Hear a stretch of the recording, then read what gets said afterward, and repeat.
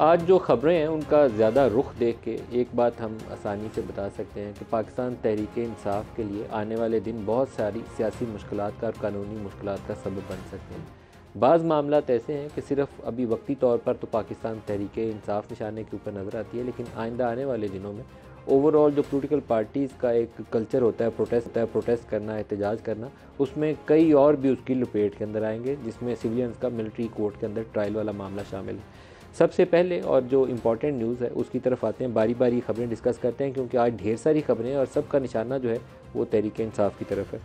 Cipher case में शाह महमूद कुरैशी और इमरान खान दोनों के ऊपर फ़र्द जुर्म आयद कर दी गई है। मुल्ज़मान का सेहते जुर्म से इनकार, और कल से शहादतें शुरू हो जाएंगी वहीं पे जेल के अंदर ही। फ़र्द जुर्म ऑफिशियल सीक्रेट एक्ट के 3 इल्ज़ामात के तहत आयद की गई है। मुल्ज़मान ने बतौर वज़ीर-ए-आज़म, वज़ीर ख़ारजा सीक्रेट एक्ट की खिलाफ वर्जी की। मुल्ज़मान ने 27 मार्च 2022 को खुफिया दस्तावेज़ात को अवामी रैली के अंदर लहराया। मुल्ज़मान ने जानबूझकर ज़ाती मफादात के लिए साइफ़र को इस्तेमाल किया। इक़दामात से मुल्की तशख़्ख़ुस, सिक्योरिटी, ख़ारजा मामलात को नुकसान पहुँचा। ये इल्ज़ामात हैं। बतौर वज़ीर-ए-आज़म साइफ़र आपके पास था जो वज़ारत ख़ारजा को वापस नहीं भेजा। इमरान खान ने जब ये इल्ज़ामात पढ़कर सुनाए गए तो उनकी सेहत जुर्म से इनकार किया।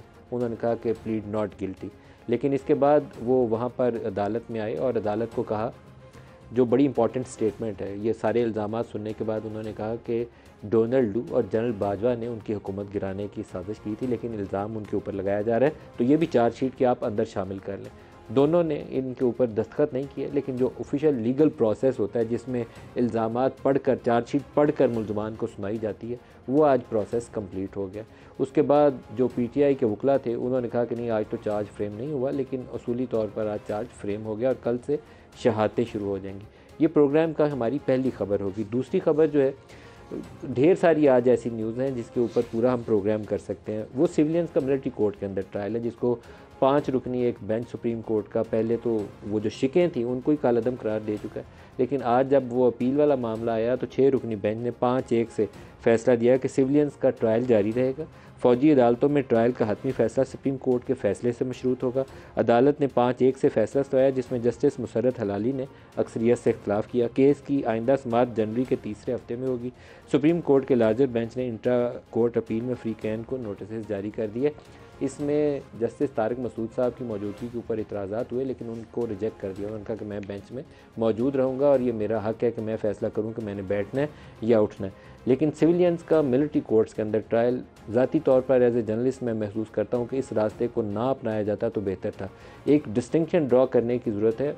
वो लोग जो जेट ब्लैक टेररिस्ट हैं, ये अदालत के अंदर भी ये मसला उठाया गया, जो दहशतगर्दी की कार्रवाइयों में मुलव्वस है। कल पाकिस्तानी इस कौम के 25 बेटे शहीद जिन्होंने किए, उनके ऊपर आप इसका इतलाक़ करें, मिलिट्री कोर्ट के अंदर उनका ट्रायल करें। जिन्होंने APS अटैक किया उनका मिलिट्री कोर्ट के अंदर ट्रायल करें, वहाँ प्रोविजन मौजूद रहनी चाहिए। वो सिविलियन कोर्ट्स के अंदर ट्रायल नहीं हो सकते। लेकिन वो लोग जो किसी जल्द से जुलूस की वजह से नारेबाजी करते हुए किसी फैसिलिटी पर गए हैं, अनलेस कि किसी ने गोली का इस्तेमाल किया हो, कोई बारूद का इस्तेमाल किया हो, कोई धमाका खेज़ इस्तेमाल किया हो मवाद, वो कैटेगरी डिफरेंट हो जाती है।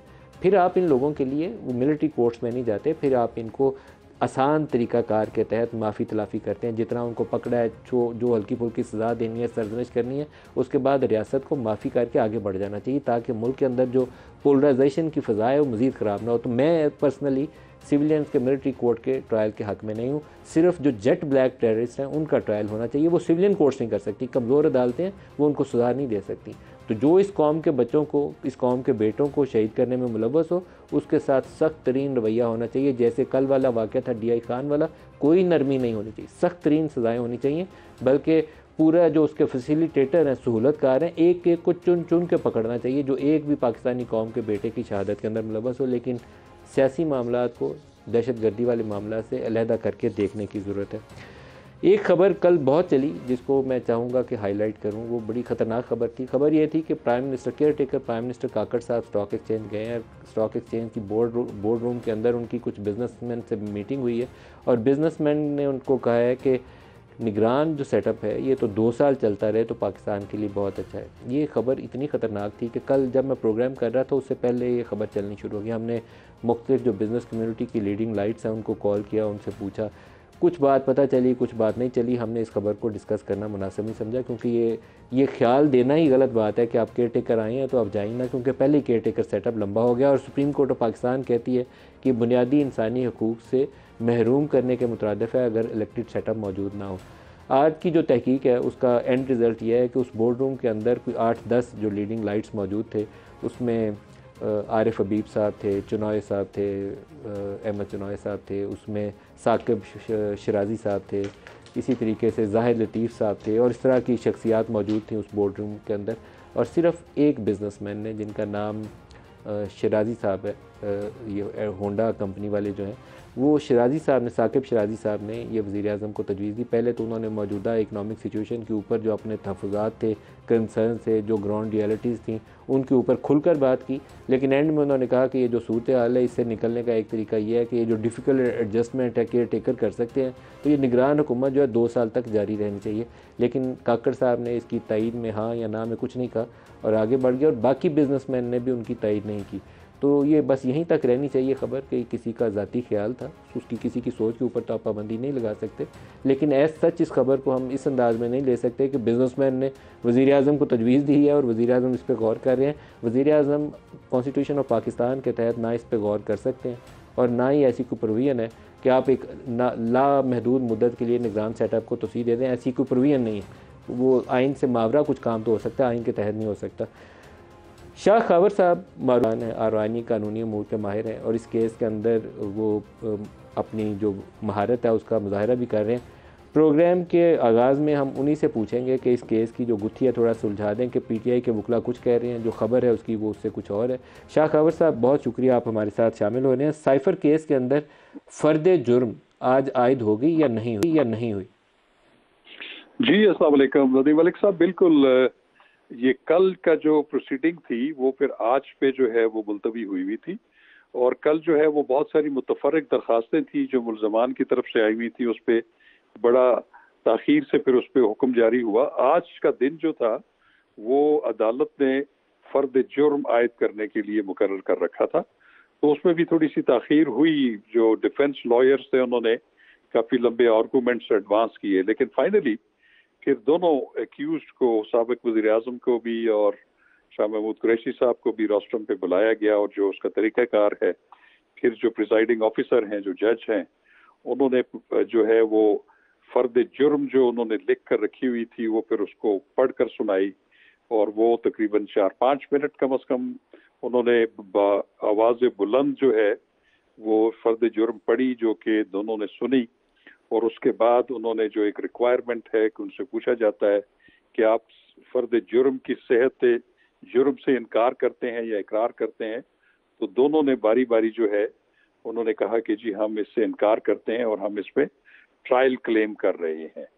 तो उसके बाद फिर ये ज़रूर है कि उन्होंने दस्तखत उस पर नहीं किए, लेकिन जो ज़ाब्ता फौजदारी है वो ये कहता है, उसका तकाजा सिर्फ ये है कि फ़र्द जुर्म जो है वो मुल्ज़मान की मौजूदगी में उनको सुनाकर, उनको समझाकर जो है वो पढ़कर सुना दी जाए, और अगर वो दस्तखत उस पर कर दें तो वो ज़्यादा बेहतर है। अगर नहीं भी करेंगे तो वो फ़र्द जुर्म एक वैलिड फ़र्द जुर्म होगी। अच्छा, 3 मेन चार्ज क्या हैं जो फ्रेम किए गए? अब मेरे सामने तो वो फ़र्द जुर्म अभी नहीं है। उस वक्त जो पढ़ के सुनाई गई थी उसमें यकीनन यही है कि वो जो उन्होंने साइफर की जो सिक्योरिटी है उसको कंप्रोमाइज किया, उनके पास आया था, तो वो उन्होंने अनऑथराइज्ड लोगों को जो है जलसा आम में जो है वो उसको लहराया, और उसके कंटेंट्स उसके बाद भी बहुत सारे प्रोग्रामों में जो है वो बताए। इसी तरह जो साबिक वजीर खारजा हैं उन्होंने भी उनकी अयानत की, और वो जो 27 मार्च को जो वो लहराया गया उससे पहले उन्होंने भी वो तकरीर की थी, और उन्होंने इंसाइट किया उनको ये साइफर के बारे में जो है वो लोगों से, अनऑथराइज लोगों से जो है वो शेयर करने में। तो ये तमाम चीज़ें बमाए दफात जो है ये कानूनी तकाजा होता है कि वो पढ़ के सुनाई जाती हैं और उनको जो समझाया जाता है, और उनके बाद उनसे पूछा जाता है कि वो उसकी जो है सेहत जुर्म से इकरार कर रहे हैं या इनकार कर रहे हैं। सर तो ये प्रोसेस एक लास्ट क्वेश्चन कर लूँ, कल से इस पे शहादतों का अमल शुरू हो जाएगा, कुछ अंदाज़ा है कि कितना अरसा लगेगा इस केस की समाअत मुकम्मल होने में, और इसमें मैक्सिमम पनिशमेंट क्या है? देखिए इसमें तो मैक्सिमम पनिशमेंट तो इसमें कैपिटल भी है और उससे कम भी हो सकती है। इसमें तो बिल्कुल उसकी जो ग्रेविटी है उसके मुताबिक है, ये तो जज साहब ने सजाए मौत डिटरमिन भी है करना इसकी है। प्रोविजंस के अंदर? जी, सजाए मौत इसके अंदर शामिल है? सजाए मौत भी मैक्सिमम है, उसमें उम्र कैद भी है, 14 साल भी है। तो और अगर उसकी ग्रेविटी उससे भी कम है, क्योंकि एक टेक्निकल बात है, तो उससे इससे भी कम सजा है, वो तो चले। वो तो जो इस्तगासा अपना केस पेश करेगा और उसके बाद डिफेंस को पूरा मौका दिया जाएगा, फिर वो जो मुअज़्ज़ज़ अदालत है उन्होंने डिसाइड करना है कि वो कि उस केस को कैसे लेते हैं, कि क्या इस्तगासा अपना केस दुरुस्त। प्रूव कर चुका है, फिर तो सजा हो सकती है। अगर पेश न किया जा सके तो फिर जाहिर है कि उनकी बरीयत भी हो सकती है। तो अब ये है कि इसमें शहादतें तलब की जा चुकी हैं और कल जो है वो इस्तगासा की शहादतें जो है वो शुरू हो जाएंगी। बहुत शुक्रिया और अपना शाह दूसरी खबर बात, साहब। आपने जी जो जी चाह रहे हैं आप आपने कहिए। टाइम लाइन की बात की, जी। तो उसमें यह है कि जो शाह महमूद कुरैशी साहब की जब बाद उस गिरफ्तारी जमानत खारिज हुई थी इस्लामाबाद हाई कोर्ट से, तो इस्लामाबाद हाई कोर्ट ने उस ऑर्डर में ही इस इसकी समाअत जो है वो कमल करने के लिए 4 हफ्ते का टाइम रखा था, और वो अभी भी फील्ड में है वो ऑर्डर। 4 हफ्ते, बिल्कुल ठीक है। शाह खबर साहब बहुत शुक्रिया, आप हमारे साथ रहे।